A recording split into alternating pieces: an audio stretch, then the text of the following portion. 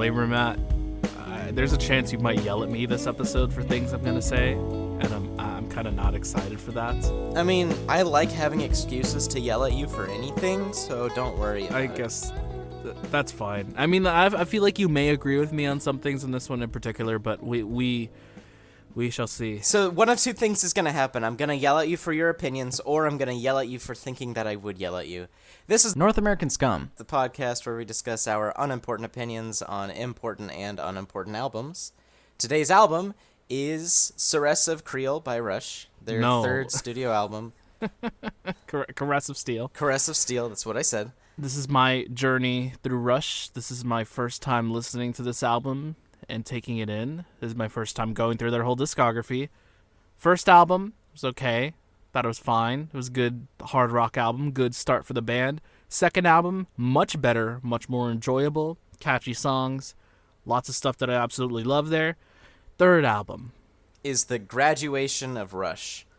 You know, both in terms of Kanye West's graduation album and in terms that they are graduating into a new style. And I was thinking the same thing sometime before this episode yesterday. That may tell you what we're going to expect here. Yes. It's not at all similar, like, sound-wise, of course, but there is something in the pacing-wise where I'm like, I can see that almost 100%, but I think we should talk about it. But yeah, no, Caress of Steel, Rush's first push into a more progressive rock sound. To my surprise, it also came out in 1975, the same year as Fly By Night, only 7 months apart. Wow, in the same year Matty Healy was born. That's crazy. No, whatever. This is going to be a weirdly structured episode. There are only 5 songs on this album. The first 3 are average length, but the last 2 are not. They go past the 12-minute mark, and they all have multiple parts in each. So I feel like it'd be normal to talk about the first 3 as we would, and then tackle the big 2 by breaking down each part in its own mini section as we go along the whole song. And I think that'll fill up the runtime as normally as it would a regular podcast. And just because, especially in the last song in this record, the movements are broken up in such a way that they really do just feel like separate songs. I did count it out. It kind of makes it a 12-track album. I checked out the parts, and it was like that. There's about 12 tracks on here. Yeah. As far as I know. Six parts in the last one, 3 parts on the other one, and 3 extra songs. That's 12 songs. There you go. This is a regular album. If you want to break it down that way, sure. Let's go. That's our review. It's a regular album. Okay, track number 1, Bastille Day. Rush is singing about the French Revolution, which was the funnest time for any human beings on the planet. The French Revolution. Yeah, the track discusses the holiday Bastille Day, a day in which the French people stormed Bastille, which is a prison in Paris, that caused an uprising that led to the French Revolution and has been celebrated on that day since 1789. Mm-hmm. Something that Rush would cover, and as an album opener, it starts off with a galloping guitar riff from Alex Lifeson, with Neil Peart's tight drumming following right behind, after which the track grows into a relatively standard Rush track. Things look just fine. Of course, the instrumentation kicks ass. Still, it's Rush. Mm-hmm. Of course it is, but I have to be completely honest. Something feels off here. It just feels like a Rush song. And there's nothing notable at all until the little, cool down instrumental break happens. But even then, it just feels like it's okay. And this is literally what we were saying about Kanye West's graduation. I'm starting to realize that metaphor works even more. This is not... the last thing I want to do is compare this to Graduation. It's because Graduation is it's a failure on so much worse terms than this album. And I don't want to say failure, but it falls on the same terms, kind of. I don't know. I don't want to compare this to Graduation, but still, I wasn't able to pinpoint it, but I think you kind of got it. It doesn't stick out in an interesting way as a Rush song. It's just like another Rush song that we've been getting. Hard rock, it's still hard rock. This one's not very progressive. And the chorus and the verses just feel forgettable to me, at least compared to other choruses and verses off of Fly By Night and even self-titled at times.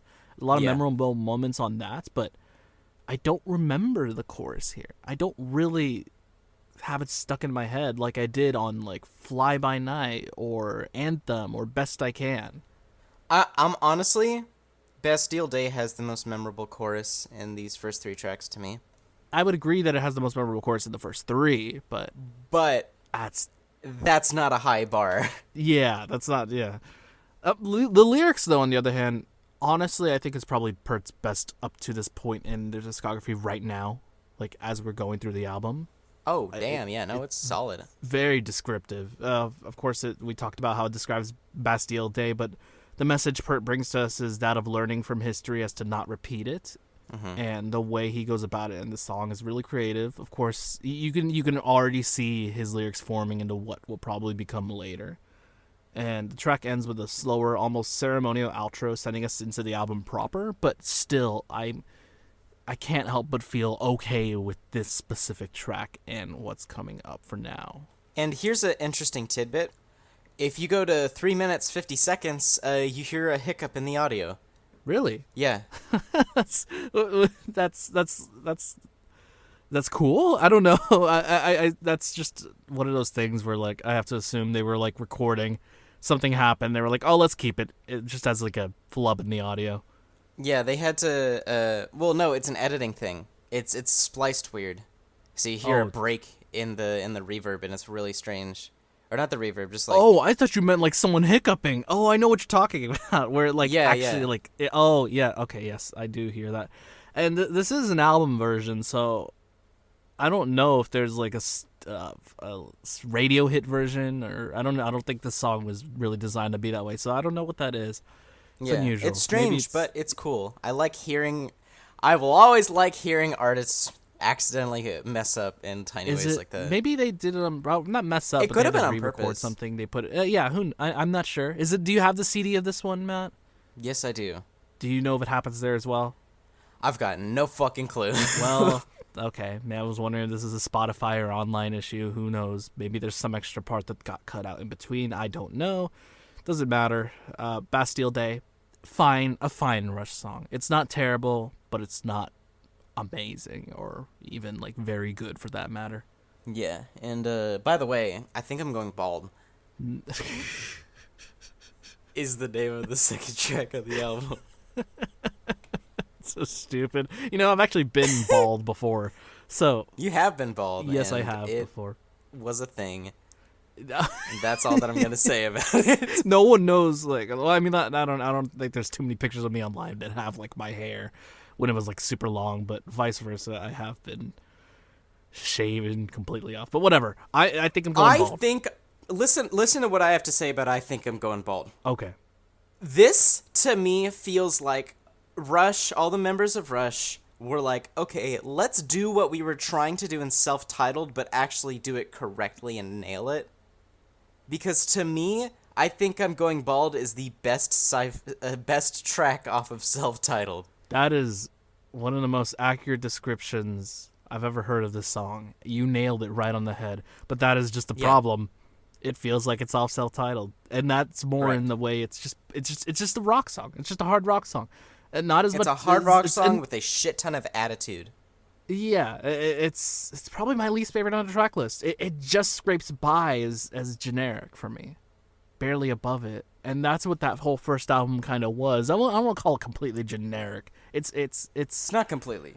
No, but it has things that make it like that. Like, of course, there's that really cool screeching sound towards the beginning of the song that I have no idea what it is still. That's a cool addition, but it doesn't really... It piques my interest, and then the song continues. I'm like, oh, well, that kind of feels out of place now. Because it does not come back. It does not do anything.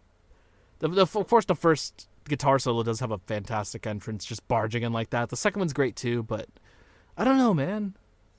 I like the chorus here more than I like the chorus in Bastille Day, just because Geddy and Alex are in unison.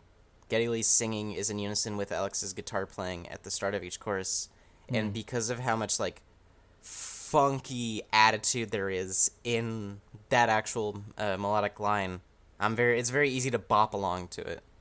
I can see that, but lyrically, a sharp left turn in subject matter. This track talks about growing old and reminiscing on lost youth. Because he's getting old. He's growing bald.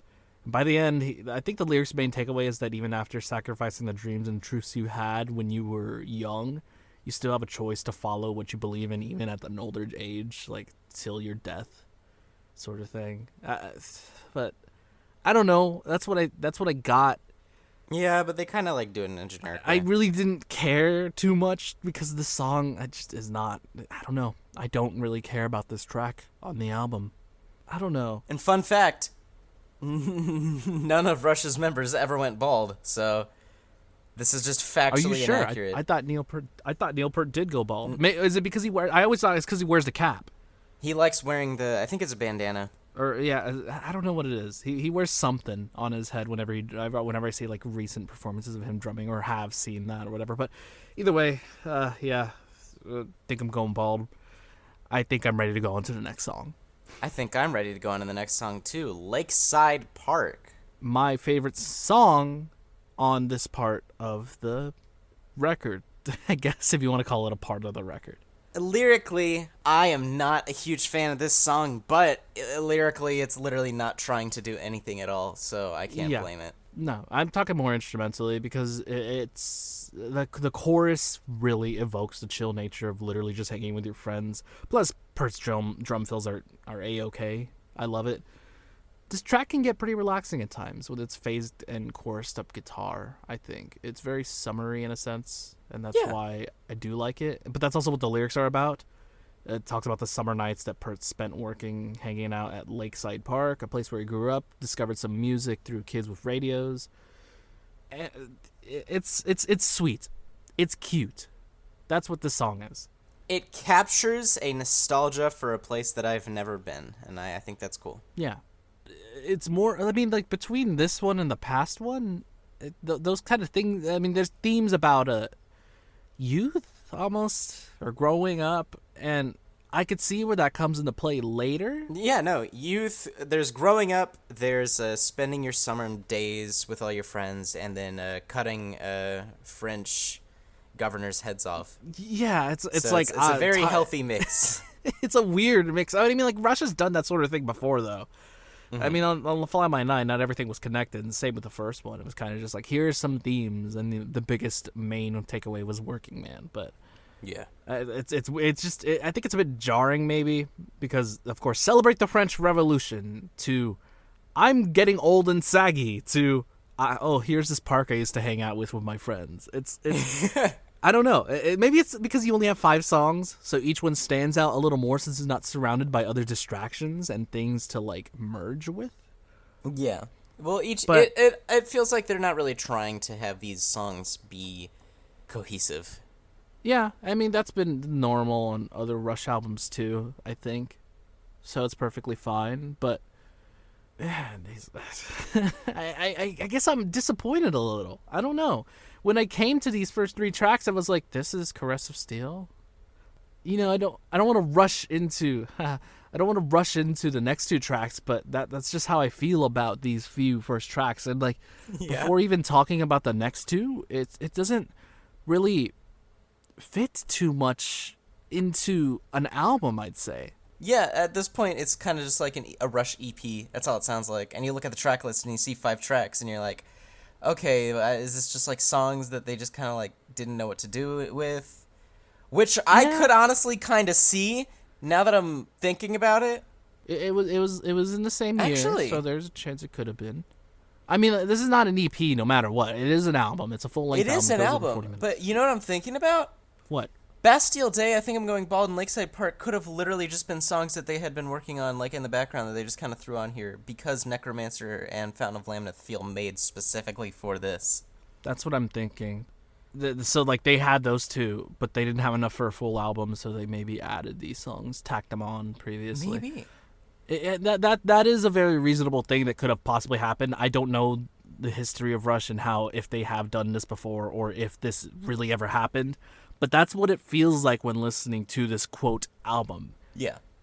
Because as an album, it does not really feel like one. Mm-mm. And it does not work together with each of these songs in the order that they are. But I mean, that is all a big like but or until. Yes, a big fat butt in this album.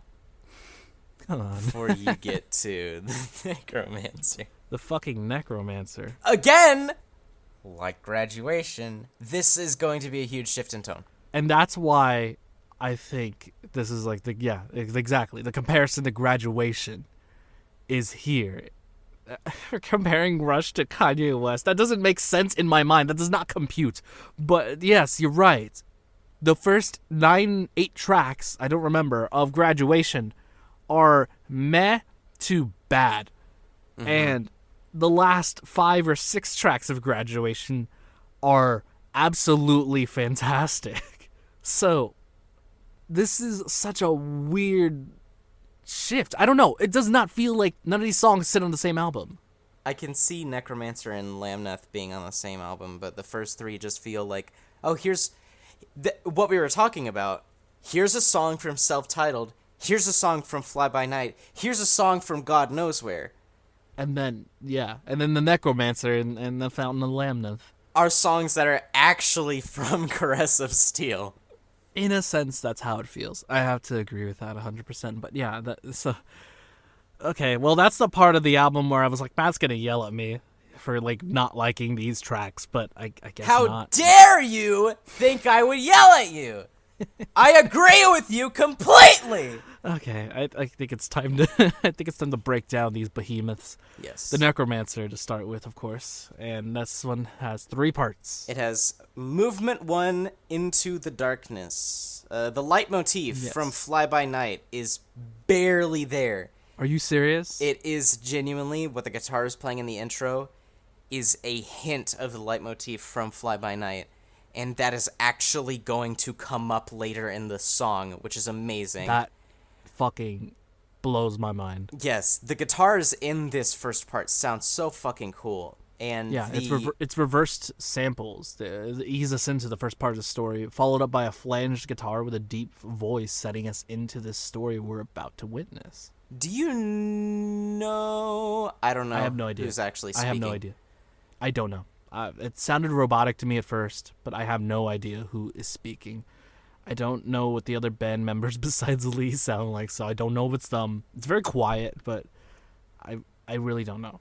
Well, either way, a narrator is bringing us into the story of 3 heroes, assumedly the band members themselves, starting their journey from actual places in Canada that are being referenced in the song to confront the Necromancer. Yes, an evil being that can raise the spirits of the dead, and as they travel into the forest, they near the enemy, fearing the fight that lays ahead, and that's this first part of the song. This is describing this whole section.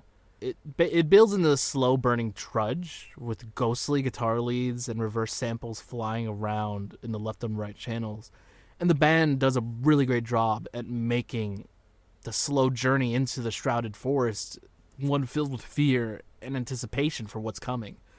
Of course, Lifeson brings us a solo that prepares us for the encounter that approaches, and it's fucking awesome. This whole first track, essentially, this first movement, it's doing a very good job of building the anticipation that the characters are actually feeling. I feel like the Necromancer does a better job merging the parts here, all 3 of them, into each other. I have an argument against that, and I will tell you why when it happens.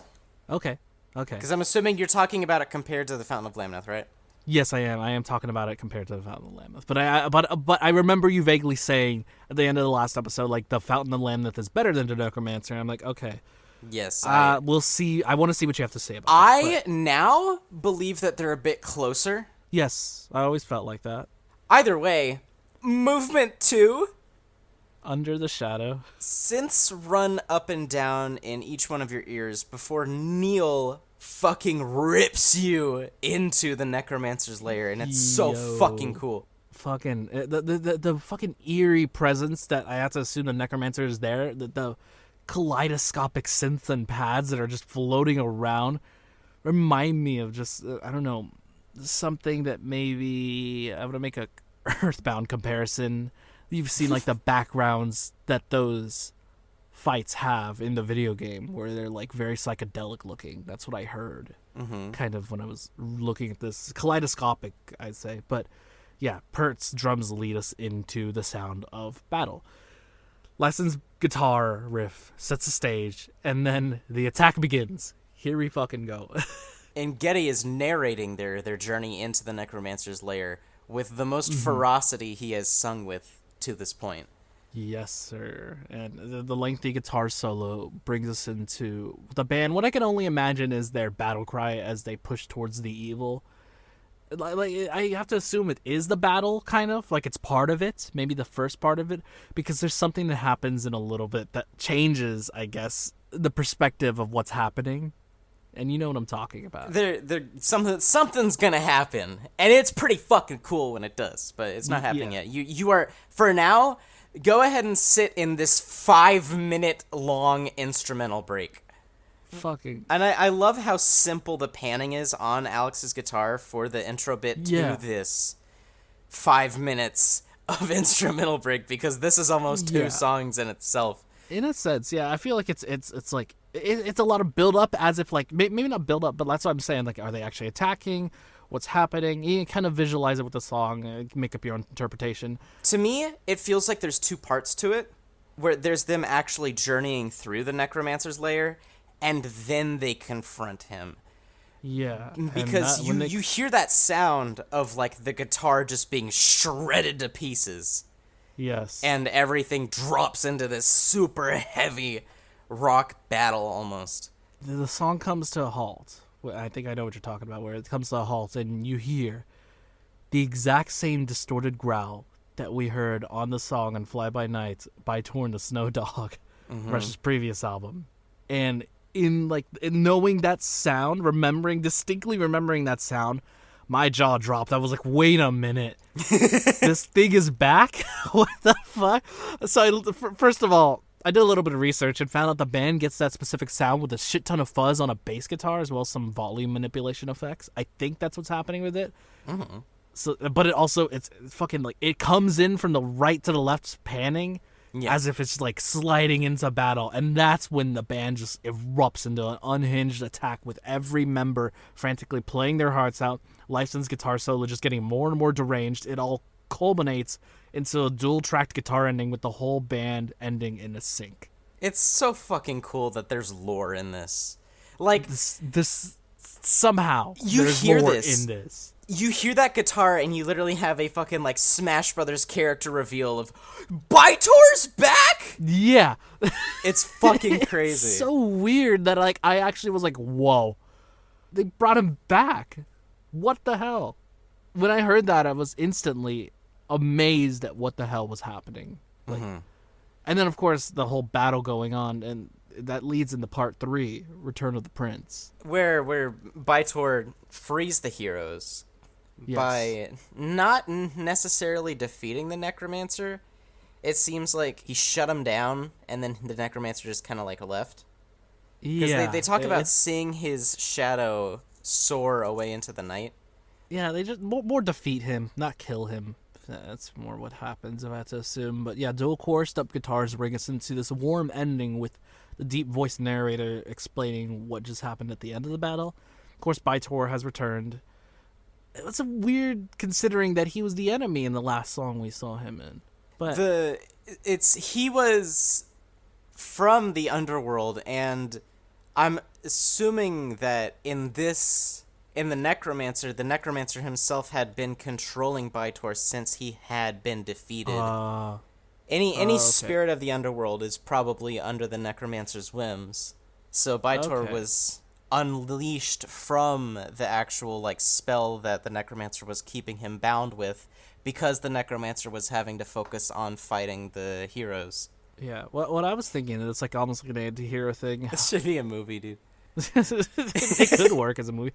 I mean, I'm sure this story has like, it's a structure that we may have seen in a movie before. But what I'm thinking is that it's like maybe he's an anti-hero helping the good guys to stop the real evil sort of thing. I'm pretty sure that the Necromancer, he just fucking hates the Necromancer. I can't believe they actually brought him back, a character from a previous prog rock track that Rush has done. That, like I said, it blew my mind. The three men are free from the evil that has cursed their land, and the Necromancer leaves to find another land to cast his spell on. This is the first time I've heard lore in a song, period. I feel like I've heard lore in a song, but I was thinking that I have, but I can't think of a single example, so I'm pretty sure this is the first time I've ever heard it. I definitely can. I'll just say that. I won't say what for your sake, but okay. There's almost like at the end of the song, it's like almost like a choir of guitars. Lifeson plays acoustic, electric, a dirtier electric, and then the solo, I think. Yeah. It's one very celebratory guitar solo, and it fades away with this happy ending. That what the fuck was that, man? What the fuck was this fucking song? You were literally just taking on a little like D&D adventure. It's great. Yeah, I don't know. I mean, like, I was expecting this eventually. I was very happy to hear this. This is my first time experiencing this album and this like type of Rush song as a whole, and analyzing it down to the bone. This is a really fucking cool track. It's really fucking cool track. It's really fun to break apart, and it's very rewarding to look at the fact that I only had 3 notes for it and I was able to talk that long about it. So, the next song, The Fountain of Lamneth.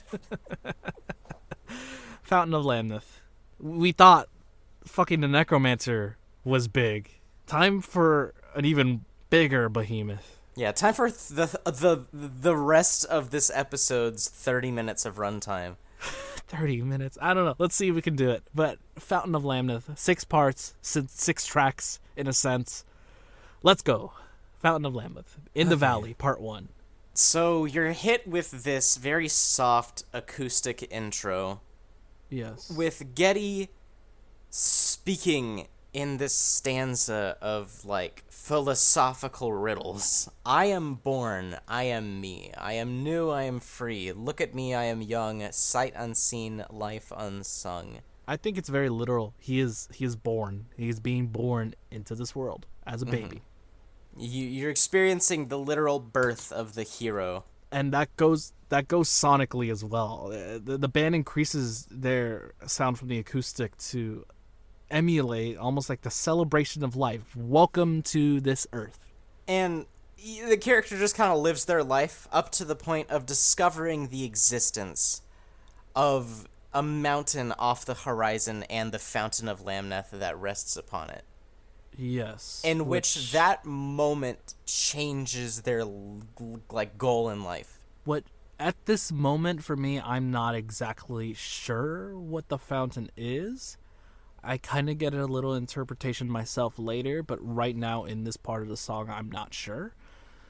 At least like why he's specifically looking towards this mountain with this fountain. But yeah, the band increases their sound. They as you think they'll slow their pace, the band just breaks into a wild sprint, which is interspersed between moderately paced sections of music. This is all while Getty is describing this fountain that he has discovered or is looking towards.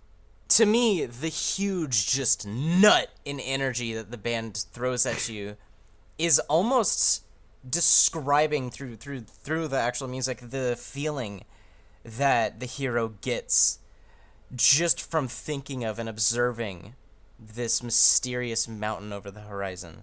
I was thinking it was just like the up and downs of like growing up, kind of, as you're a kid. I don't know. I mean, there's not really up and downs when you're a kid as much as everything just is, but I don't know, because it's hard. It's very vague at this point. A lot of things are vague in this song. It's kind of up to your own interpretation. I'm not sure. My interpretation is that every single time the music is picking up in that energy, it's him thinking about the mountain literally, because it is adding so much excitement to his life. From what he's talking about, my way of life is easy, and as simple are my needs. He is living a very simple life with not much to do in it. Seemingly the village that he lives in must be taking care of him very, very much. It's got to be an easy life that he's leading, but he feels this sense of adventure whenever he looks at the mountain. I think maybe he's a kid. He's living an easy life. He has nothing to worry about at this moment. He will later. He's not an adult. But first part in the valley, that's That's what I got from it. And you talked about something earlier where you said that you thought that the parts in Fountain of Lamneth didn't flow into each other quite as well as the Necromancer did. Yeah. I have a reasoning as to why they're literally broken up so much as they are. Well, I kind of do too, but go ahead. Because in Movement 2, Diglets and Nipples, no. you... no. Didacts and I don't know, it's Narpets. like scholars and stuff is what it means. That does not... okay, it translates to something, I don't know. But I can't pronounce it. you are taken to forward in time in this person's life because they are arguing with the scholars of their village. And to me, the fact that you were taken forward in time acts as a pretty good reason to have a physical break in the sound. And so that Neil Peart ripping out the craziest drum solo he has ripped out in this entire discography so far can hit you a little bit harder. Yeah, no, I completely agree with you that each section represents a different part of his life, which means it's going to sound different. No, I completely agree. And yes, that is a reason to have the sounds different. But still, even though that's how it is, technically, sound-wise, the sounds of the Necromancer still merge together with the sounds, like with each parts of the song. So, with that being said, I still have to say, yes, it is a better merged track. Yes, but I will also say that is not even a negative. No, it's not. Because in this track, it works separating each section into its own part of the story. I just have to say that I still feel like the Necromancer is better paced. But in this one, though, part 2, I'm not going to try and pronounce it. This is characterized by 2 things. Neil Peart's first mind-blowing long-form drum solo in the entire discography so far, and voices shouting from the ether along with lightning strikes of bass and guitar. And you said that it's him arguing with scholars? Yes, that is what Getty said. Oh, well... Or no, that was what Neil said. If you're talking about a village, I do not believe it's scholars. I think it is the inevitable strain between parent and child, with differences and similarities shaping us into who we are as we grow older. And the shouting ends with listen, as if to show that the parents have the authority anyway, and scholars may be parents, therefore I think it's parents. Oh, no, it is teachers and parents, he said. I was just remembering it wrong. Well then... And to me, I already have a different interpretation of that already, because I know that's they're shouting at each other in this syncopated rhythm that is changing rhythmically as it goes on, with their voices almost getting closer to each other. As soon as the Didact or the Naples shouts at Getty, Narpets shouts at the hero, he is instantly responding without even taking into consideration what they're saying, because he is very firm in his belief that what he needs to do is go to the Fountain of Lamneth. And when they finally culminate into a unison shouting at each other the word listen, that's the nail in the coffin that they're not going to get through to each other at all. Yeah. Because they are just focused on making the other one listen to them, not listening to the other person. Because you can hear the voice of the Napoleon Dynamite and the voice of the hero at the same time there. Yeah, no, I understand and agree. It is a cool way to represent maybe the growing up part of where you're the rebellious teenager trying to do whatever the hell you want sort of thing. Our perspectives are influenced by what we've all experienced, and as a teenager you really have not experienced much, so of course you're just going to be rebellious towards what you want to do. Your parents know more than you, so of course they're trying to direct you into a different way, or in what they think is the right way, and this is kind of that moment where the two ideals clash.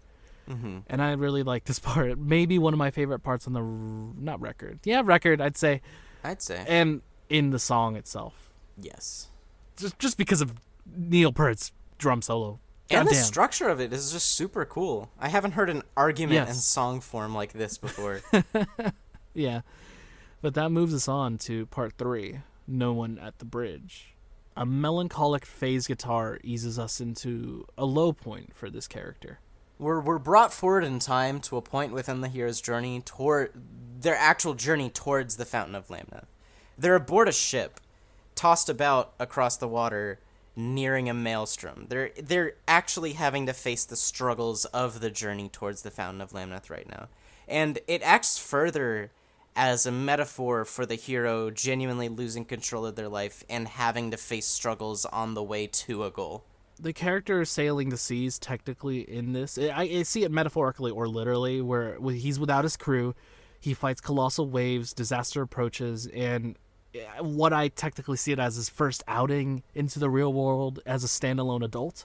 Mm-hmm. It seems like he is either lost, pushed away, or like just no longer talks to the people that help him in the situations that he's been through, and he calls out for someone to help as he almost dies getting taken away in the storm in the ocean, with Lee's strained vocals crying out between bursts of instrument playing all right before the track leads into a lethargic guitar solo with minimal space for hope. This part is very drab and full of despair, and I love Geddy's vocals here. Yes. I don't know what it is. I really cannot pinpoint it, but something about his delivery here is just, like, perfect.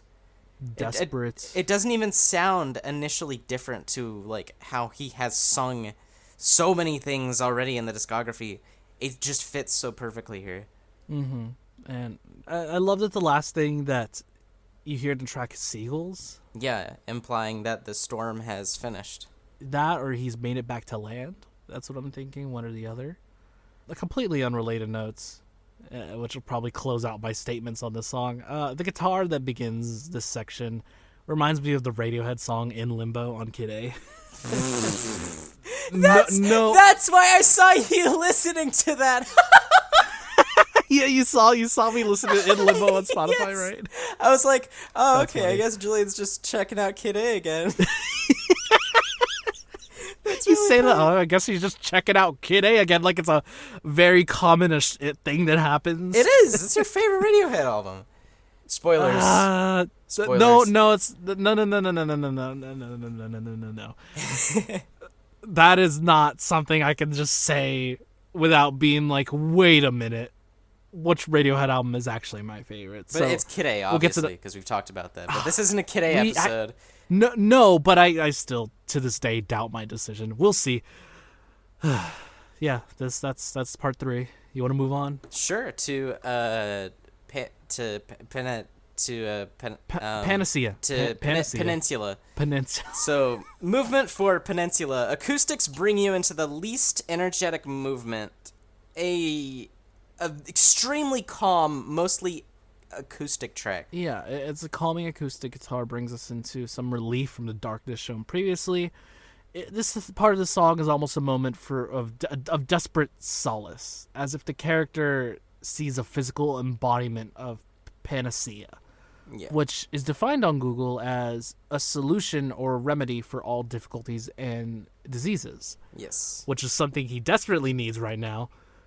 And maybe this is a moment of him having some sort of clarity in life. Maybe he found something that makes him happy or something that really makes him feel this way. Either way, it all feels very metaphorical. So, literally what happens in the story is he smells the scent of a sperm whale and spots it out in the ocean. He says he catches the scent of ambergris, which is an oil on sperm whales that is used to make perfume, I think. Yeah, I'm pretty sure. And he sees the sperm whale, and the beauty of this rare occasion, he uses it as almost an outlet to grasp onto some sense of comfort, you know? Yeah. And that's what I'm thinking. Like, something. Well, if that's the case, in like my mind, he's like, he finds a whale, he figures out he can make perfume, and his profession from now on is going to be a perfume. I don't think it's that. Of course, I don't think that literally, but that's yeah. I like the idea of that. That's the bad ending. The bad. No, I mean, like he apparently enjoys himself. He has something in there is making him feel good. Whether, like I said, it's metaphorical or literal, I don't know. He has found some sort of meaning or whatever. And from that point of clarity and beauty, we're brought to literally the most depressing point in this guy's entire life, where he is a barely functioning alcoholic. Oh. I was going to say, like, come some normalcy into the track with the sunny guitar riff. And sound-wise, yes. But lyrically, this is the darkest point in the character's story. I was just going to say, it's him growing older, aging closer towards the fountain, and I think he sees it as an inevitable point of, he's eventually going to die. He can't escape death's grasp, and that's what I think this is. And I interpret the chorus as him finding meaning and passion in life, with him finally having something to give back to the earth that brought him here. So, to me, it's quite the opposite of, like, desperate and dark.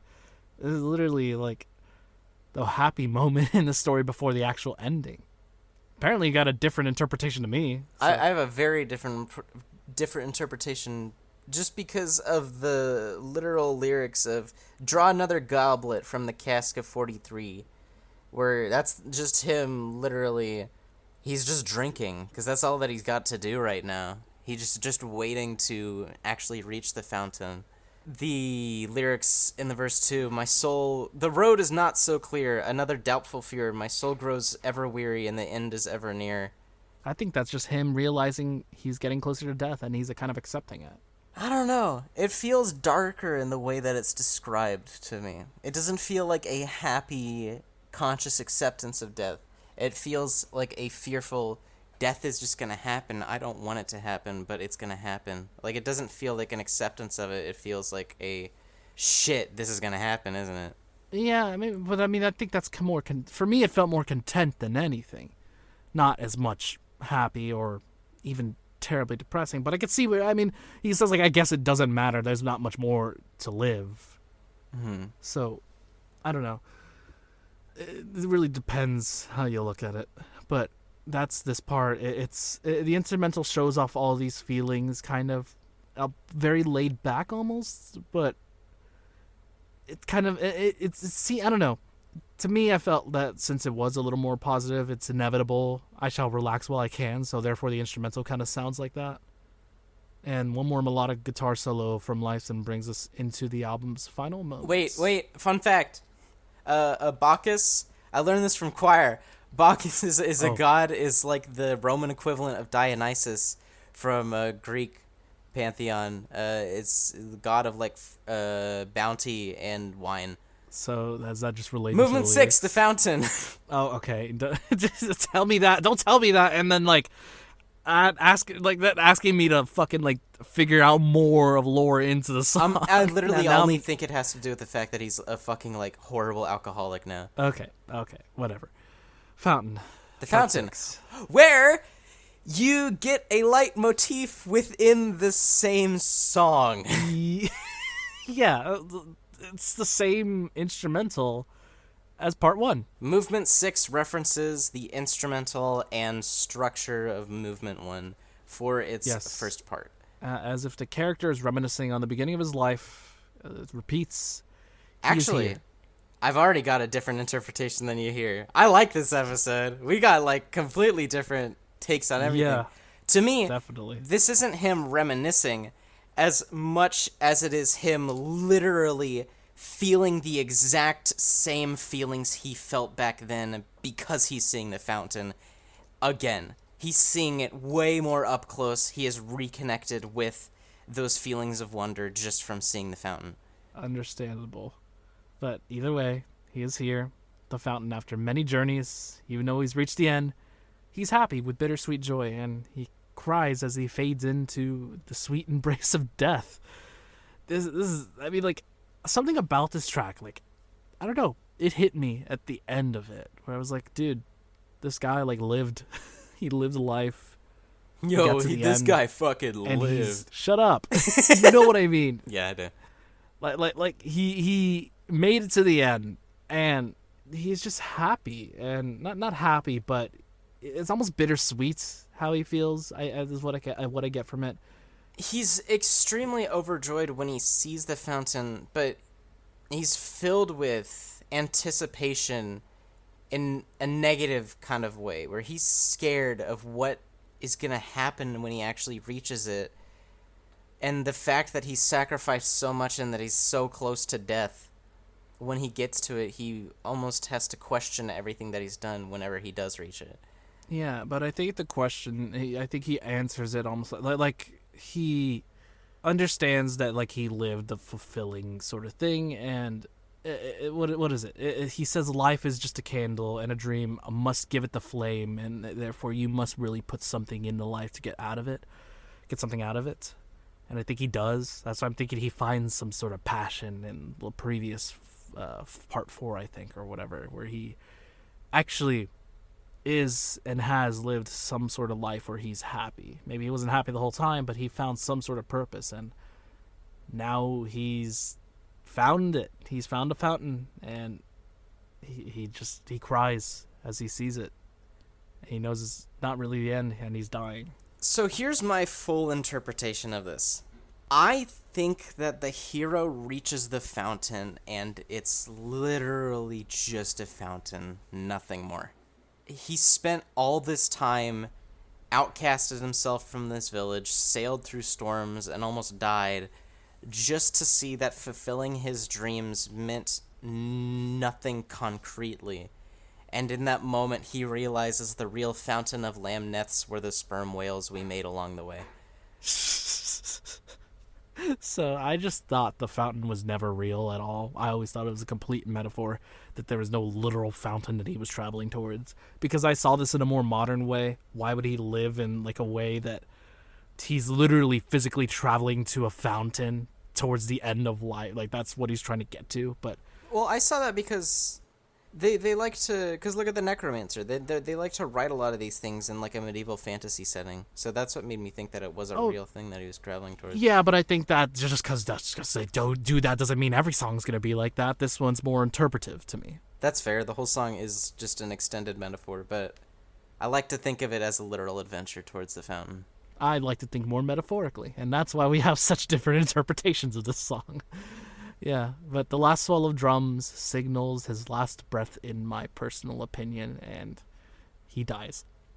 And the album ends. And I was like, wow. That was 30 minutes spent on one song. What the fuck? That's amazing. I wasn't thinking we were actually going to hit 30 minutes on that song, and I don't think we did. Well, we didn't hit exactly 30 minutes. We hit like 25, but it doesn't matter. Okay. Well, that's the album. Doesn't feel like we talked about an album.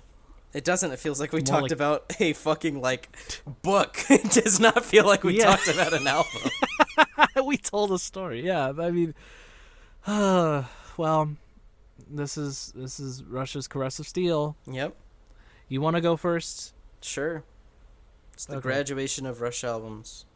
The start is fucking sloppy, and then the end is fucking amazing. 7 out of 10. Okay. Well, yeah, this album is a weird case for me. It's like this album has two parts. The very average hard rock Rush and the long-form prog rock Rush. I think it's obvious which side I and you like more. Yes. When talking about the first 3 tracks, I feel indifferent towards most of the things going on. While the instrumentation and talent is still there, I feel as if there's something missing within those 3 tracks. And if I had to guess, it would be maybe the memorable choruses that Fly By Night brought on, but I don't think that's necessary for good tracks. Maybe I'm just a bit tired of the average hard rock sound that they've brought. Either way, I think it is wholly made up by the last 2 tracks in terms of, just quality, right? Rush brings us into their most ambitious progressive tracks that they've done. That they span about 30 minutes of runtime total, and for the majority of the album, I was not bored at all. The stories told here, while not almost fleshed out and open to a lot of interpretation, a bit vague, a lot of stuff you have to figure out yourself. I think it's represented greatly between each of their interesting parts, instrumentally, melodically, and the story being told lyrically. I do like the Fountain of Lamneth a little bit more than Necromancer. I think both are excellent showings of what Rush is capable of, and now, after this album, I am really expecting them to blow my mind with what comes later. The stakes have been pushed up very high because of this album. I am just... I'm very excited, dude. Because I'm thinking about the albums that I love that come after this one, And God, I want to see your reaction to a lot of this shit more than anything. Yeah, my expectations are high, let's just say. So, as much as I would love to give this record an 8 or a 9, I still have to remind myself of those 3 songs I'm very okay about. It is an album, and I think, frankly, it fails as a cohesive project because a lot of the things here do not merge pacing-wise. It feels like we're talking about 2 completely different things here. We're talking about one half of the album and one half of the other, and in terms of listening to this thing as an album, I don't think I really can. I just want to skip to the last 2 songs. And in this sense, I do think Fly By Night is a consistently better record. Caress of Steel, though, brings the best ending tracks to a Rush album at this point in the discography, and I love those 2 tracks very much. And I'm really excited to see what they bring next. So for me, 7 out of 10. I thought it would be higher, but that's just my expectations being changed. Oh well. All right. Next week. Well, here's a left hook. Okay, so there's been a change of plan. So for our comeback, me and Matt are going to do Scaled and Icy by 21 Pilots. This is going to be fun. See you guys next week.